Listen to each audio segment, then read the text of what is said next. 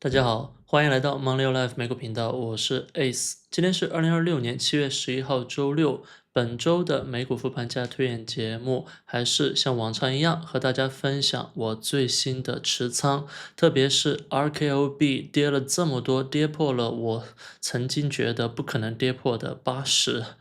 那么其实我昨天再次选择了加仓，会把最新的仓位和大家分享一下。现在大家看到的屏幕是我的 Money Life 美股频道导航网页。那么在这里，大家可以很容易找到我的 YouTube 频道链接、Patreon 链接、哔哩哔哩 B 站链接，以及我的 Twitter，也就是 X 平台的链接。欢迎大家在不同的平台追踪我，也可以通过 Patreon 或者是哔哩哔哩加入我的会员社群。那么同时呢，在这里也有我的个人持仓以及下方的个股分析数据。这个个股分析数据我已经用 Cursor 把它做成了一个网页，待会儿在视频中也会展示。那么视频开始，我们首先看一下我的个人持仓情况。目前呢 ，ACE 的收益 Year to Date 是58%。在左边呢，我也加上了标普500、纳斯达克100指数、道琼斯他们的收益。可以看到，标普500指数本年是10.66%，纳斯达克100本年度是18%，是比标普高了不少。主要就是因为 AI 太疯狂了，对吧？那么道琼斯指数其实也很不错，接近10%的涨幅。我比较幸运，今年58%的收益比指数的收益高了很多。最近1-2个月，我的回撤也是有限的，得益于我比较小心的保护下行风险这个思路。那么目前我是有4%的现金，但是期权是负的4%，所以加起来可以说基本上就是满仓的状态。同时呢，在右方我加入了前一个交易日的板块涨跌，比如说昨天涨得最多的是零售、原材料、必需消费，而跌的最多的是生物技术、软件、医疗健康。不管你是否关心 ACE 的持仓，如果左右两边的信息对你有帮助，你也可以把这个链接收藏，就在视频下方的说明栏和置顶评论区。好，接下来看一下 ACE 目前的持仓情况，其实比可能几个月前吧简单了非常多。第一大仓位英伟达32.4%，第二大仓位 RKLB30.6%，光是这两家公司就占了60%以上的仓位。那么 SPCX SpaceX 10%左右的仓位，DRAM 10%左右的仓位，再下来就是 Hims Hers 7.4%的仓位，然后 ASMI 以及 Strategy 各4%的仓位不到。要特别说明一下，我这个特别组合1.5%其实就是英伟达，所以目前我的英伟达总体上应该是接近34%、35%的仓位了。而从板块分布来看，太空40%，AI 基建也是接近40%吧，存储就是 DRAM 10%，医疗就是 Hims Hers，加密货币就是 Strategy，所以板块分布非常集中在我自己看好的太空以及 AI 基建两个方面，特别是英伟达，我会在待会儿说明。而期权持仓方面，本周是做了一些调整。你比如说，我将 Hims Hers 的 Sell Call 卖出看涨期权，昨天止盈平仓了。虽然只是获利一点点，但是还是先止盈平仓。我觉得它可能再怎么跌也跌不到太多。同时呢，又做了这里最下方的 RKLB 的卖出看跌期权，行权价70。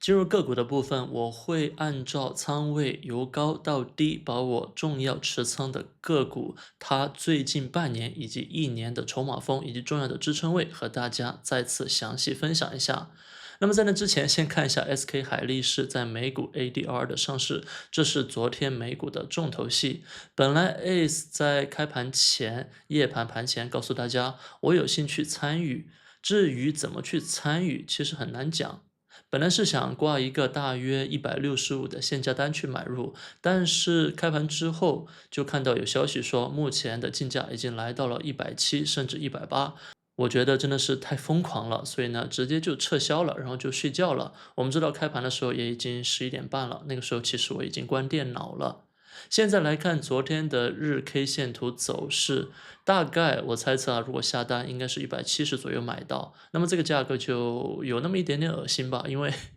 这个价格你买到可以看到收盘的价格已经跌破了，而且后半夜其实一直在170下方，也就是说，如果我真的下了一个很高的价格去买，那么今天就会是亏钱的，我就会很不舒服，大概率盘后就会卖掉，所以还好没有去参与。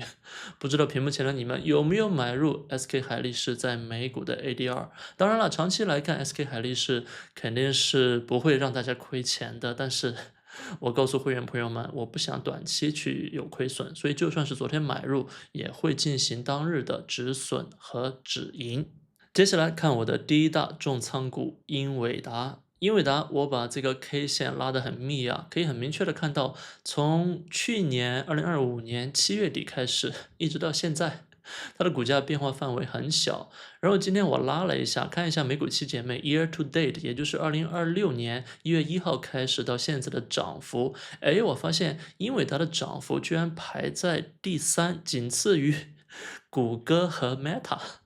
我觉得还有点意外吧，如果不去仔细看，我以为它的排名在比较靠后呢。美股七姐妹在今年的表现实在是太差了。那么我把这个 K 线图放大一点啊，ACE 是在英伟达的股票在前几天吧，应该是本周初跌到190的时候，夜盘啊有一个时间跌到190，我加仓了一些，随后呢在大概200几吧就把这一部分加仓的卖掉了，做了一个微微小的波段，拿去加仓 RKLB 了。那么本周英伟达的走势非常非常好，可以看到5天 K 线里面有4天是阳线，而且其中3天，特别是周三和昨天周五是大阳线，没有任何上影线，特别是周五非常的漂亮。如果我们看昨天具体的走势，开盘上升0点几，然后收盘上升4%，几乎没有什么大的回撤。我自己是持有现在好几千股的英伟达，所以看到这样的走势我很开心。而且现在 RKLB 下降的有点厉害，所以我明确的告诉会员朋友们，如果之后 RKLB 继续下跌，我可以把英伟达卖掉一些，拿去置换 RKLB。现在英伟达处于一个上涨的区间趋势，所以呢卖起来当然更舒服，因为现在是赚钱的。ACE 没有办法去预测英伟达接下来怎么走，毕竟过去6个月它的走势就这样上上下下，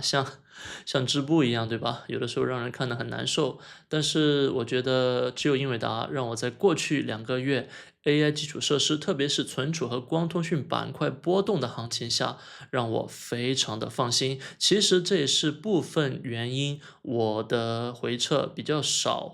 对吧？因为我自己持有很多英伟达，英伟达的回撤本身早期就涨得比较少，现在当别人回撤比较多的时候，它回撤也比较少，甚至还在上升。当然，我自己的持仓的回撤就会比很多重仓 AI 基础设施板块、光通讯啊、存储的朋友要小得多得多。那么从具体的筹码峰来看，目前不管是半年还是过去1年，英伟达的筹码峰都是这条紫色虚线183，很久都没有改变了。183可以看到贯穿了从去年7月一直到今年4月份的大部分时间。目前英伟达的股价在过去3个月一直在筹码峰上方运行，比较可惜是上次到了236就跌下来了，现在重新去冲击236的高点，我觉得还是有可能的。无论如何，我觉得英伟达现在是被低估的，我愿意持有它，哪怕它再横盘几个月，我也 OK。2026年还是那句话，ACE 对自己的收益满意，持有英伟达我不贪心，拿着继续拿着，哪一天它起飞了，那么就证明我的持有是对的，我们继续等待。接下来看 RKLB ACE 在本周连续几次加仓，具体的加仓位置呢，我还是用箭头标了出来，一共是1、2、3、4、5根箭头，对吧？那么本周的加仓呢，主要就是后面这2根箭头，大概的位置就是在85左右，然后昨天79.5的价格。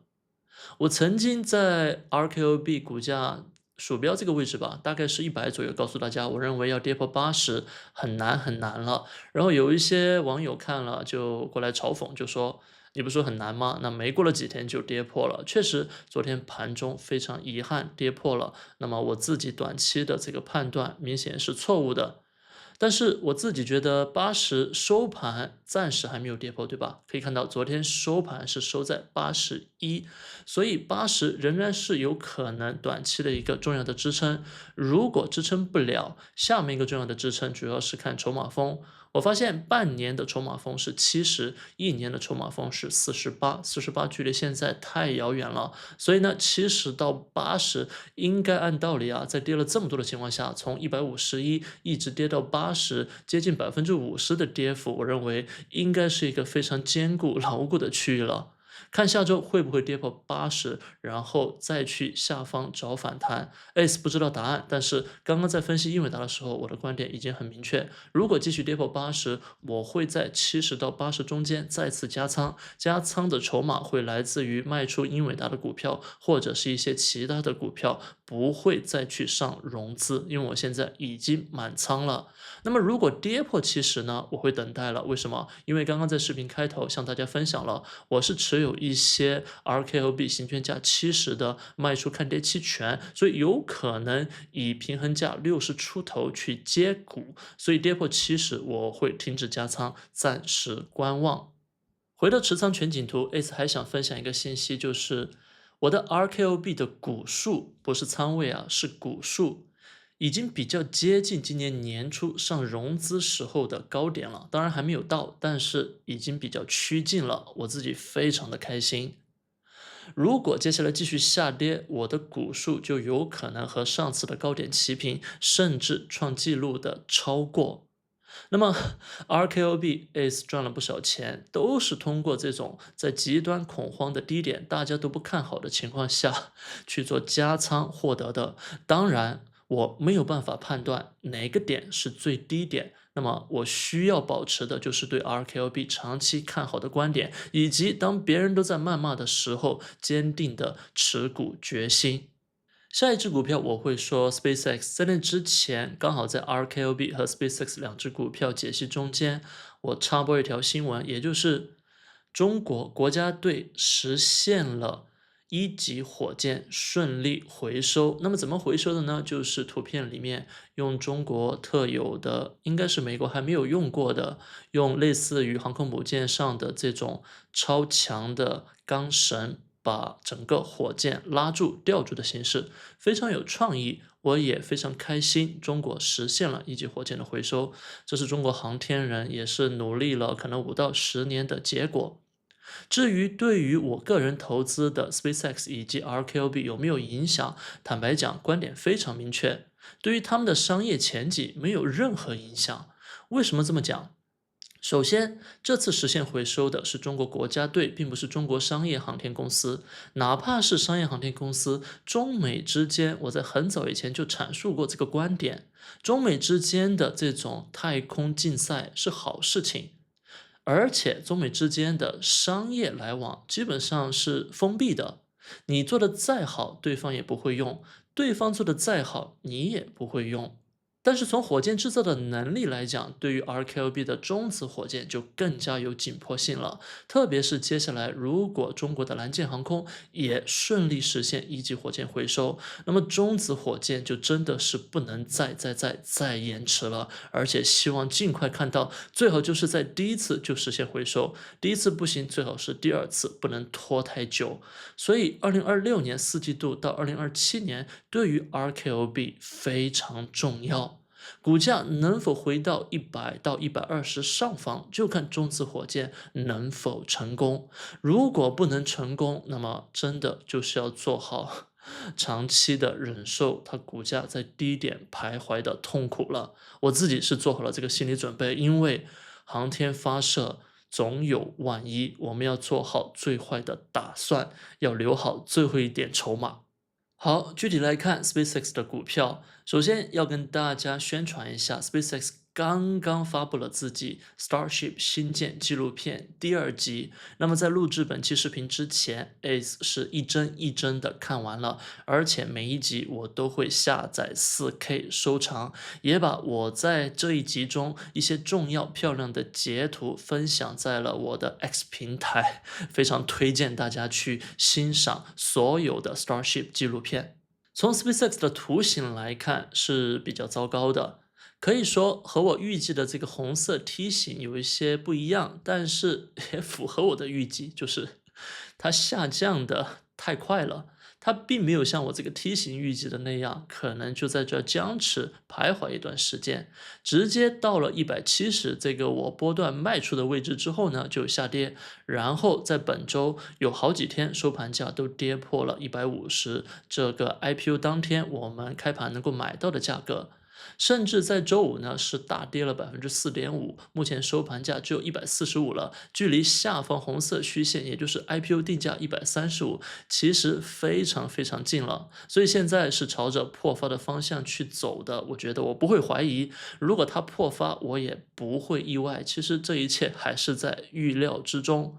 那么现在我手上只有非常少的小几百股的股票是属于做波段的，现在破发了，就如当初告诉大家的，就不会再去卖出了，不会低点去卖了，而会相反的买入，买入的点位会再等一等，因为首先现在离首次解禁还有一些时间嘛，今天是7月11号，距离首次解禁大概还有15到20个交易日，看什么时候会宣布2026年2季度财报，财报之后就是首次解禁。那么从价格上来看，我希望更加趋近甚至跌破135的 IPO 价格再去做加仓。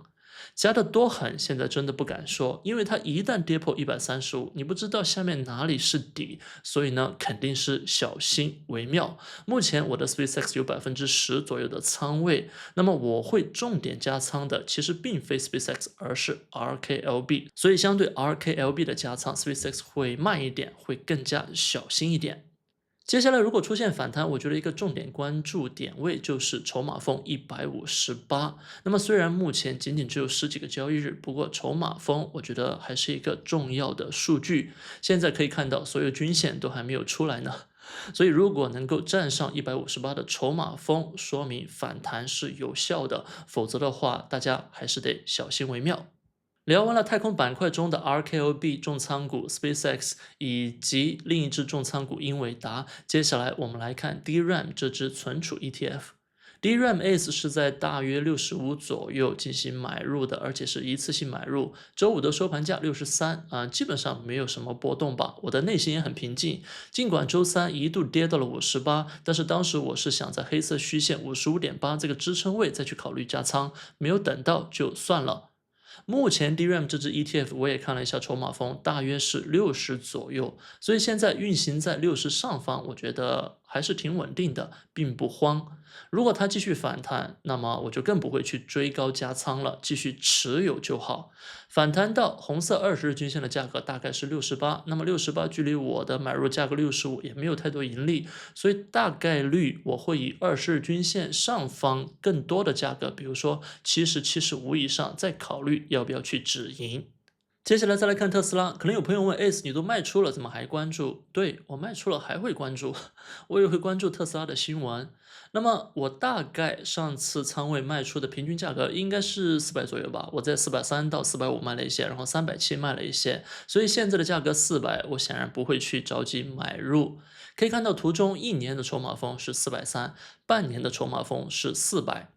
如果它在2条筹码峰之间来回晃动，我觉得会非常正常。如果它跌破400的筹码峰，像上次大概6月以及上上次大概4月的时候呢，我会考虑通过做卖出看跌期权 sell put 来进行建仓。所以这种 sell put 就不是以权利金为目的，而是以建仓为目的。你比如说，我以330甚至是300作为行权价进行建仓，如果没办法拿到，就获得权利金。如果买入了，那这个买入的平衡价应该只有300出头，这比我卖出的价格低了一些了，所以我可以去买回来。把这个思路分享给大家吧。如果你不幸卖飞了，或者是你主动卖出了一些股票，但是还是想以一些幅度的跌幅下方来接，那么就可以通过卖出看跌期权的形式。但是还是提醒大家，卖出看跌期权你要什么？你要准备好资金。如果你的账户是保证金账户，那么你要自己去算要多少资金。如果是 cash secure， 那么它自动会把你的资金扣掉。所以根据不同的账户，大家来做不同的决策。接下来来看阿斯麦。阿斯麦我应该是在本周低点的时候还进行了加仓，因为我一直在做波段，高点卖，低点买，大概是1820，我买了可能有10股左右。那么我们要关注的重点是下周7月15号周中，它会发布财报。有一些朋友问阿斯麦的财报可不可以去预判一下，我就很明确的告诉他们，阿斯麦没有什么好预判的。它虽然市值已经接近7000亿美元了，但是它的业务非常简单，就是卖光刻机，不同类型的光刻机。这里刚好通过我的导航网页的个股分析数据找到对应网页窗口，点击进去就可以看到我在昨天吧，刚刚用 Cursor 做了一个网站。我自己是有谷歌表格，有我关注的屏幕前的这些公司的很多的数据。那么有一些公司呢，每一个季度财报我都会去更新这些表格或者是图表。但是说实话，这个表格图表，如果你不是我，就是不是我作为 editor，可能很难去 follow 什么是什么，所以呢，我就把这些内容搬到了一个网站，就是现在这个网站。然后，如果你是会员的话，就可以获得密码，就可以点击进去不同的公司看不同的图表。你比如说刚刚提到阿斯麦，对吧？我就直接进入点击阿斯麦。那么图表是没有，但是表格有2张。刚刚提到阿斯麦的业务很简单，因为它就是卖不同机器的，要么是 DUV，要么是 EUV。然后这张图表呢，就告诉过大家，从2017年大约8、9年前，一直到2025年，阿斯麦它一共卖了多少台不同的机器。EUV 又分 EXE 和 NXE，然后 DUV 又分不同的类型，等等等等。之前大家还记得吗？阿斯麦被传言说他卖了一台 EUV 去中国，后来也不了了之嘛，说明市场不买账。这个图表呢，就是给大家一个参考，告诉大家，如果你加入会员，可以获得我的这些图表的内容，可以获得第一时间图表的更新。现在 ACE 也是尝试用 Web Coding 把这些图表用更好的形式分享给大家。阿斯麦的图表比较少啊，你比如说我去到 SpaceX，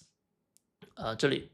SpaceX 的图表就非常多，图表就有2张，很清楚，对吧？这是我自己制作的表格呢，有13张，有所有的这些重要的数据。那么就像刚刚说的，这些数据我都会定期更新，或者是你们感兴趣，但是我忘记更新，会员朋友们也可以提醒我，然后 ACE 会去更新。最后看2只股票 Palantir 和 Hims Hers。Palantir 比较可惜吧，我本来是在130建仓的，我就告诉大家没有特殊情况，它不跌破128呢，我就不会卖。但问题是昨天 RKLB 跌太多，我想加仓 RKLB，所以我把 Palantir 就卖了，也比较可惜吧。但是还是为大家更新一下，Palantir 1年的筹码峰是155，半年的筹码峰是135。我刚好看到半年筹码峰就是本周 Palantir 本来要突破，没有突破的这个位置，现在很可惜收盘价收到了126.79，还低于了128这个短期的一个支撑位，所以接下来要怎么走我不知道。如果有机会吧，再买入。很可惜，这次为了 RKLB 牺牲了做短线的 Palantir。然后最后我们来看 Hims Hers， 其实 Hims Hers 并没有太多更新，我只是觉得说要冲上40肯定会有一些阻力，所以呢，它从最高点39现在回撤到20日均线，红色大概是33、34左右的价格。ACE 自己是在上涨的过程中做了 sell call 卖出看跌期权，然后呢，我昨天看到它的位置来到了红色20日均线，我又把卖出看涨期权平仓了，获利了很少，大概$1000左右。接下来如果它再上涨，比如说又逼近40，我会再做卖出看涨期权。目前 Hims Hers 股价能够到41、42吧，ACE 的所有亏损就可以收回来。所以呢，我也是时刻关注 Hims Hers， 希望持有这么久，终于可以等到盈利的那一天。同时呢 ，ACE 会通过不断的做卖出看涨期权或者权利金，把这个收回浮亏的过程缩短一点点。好，今天的内容就到这里，希望大家喜欢我的分享，希望大家能够订阅我的 YouTube 频道，以及可以在 X 平台去追踪我。我很快会在那边开通 Subscription 会员专享服务，并且打算每周在 X 平台进行所谓的 Space，也就是语音聊天室的功能。然后大家可以看到，在本周 Ace 是出了好几期类似于 Vlog 的分享，包括全职博主1年收益公开，以及在麦荔枝野生公园徒步聊聊美股2年的投资心得。如果大家还没有看，赶快去听一下吧。感谢大家，祝大家有一个愉快的周末，我们下期节目再见。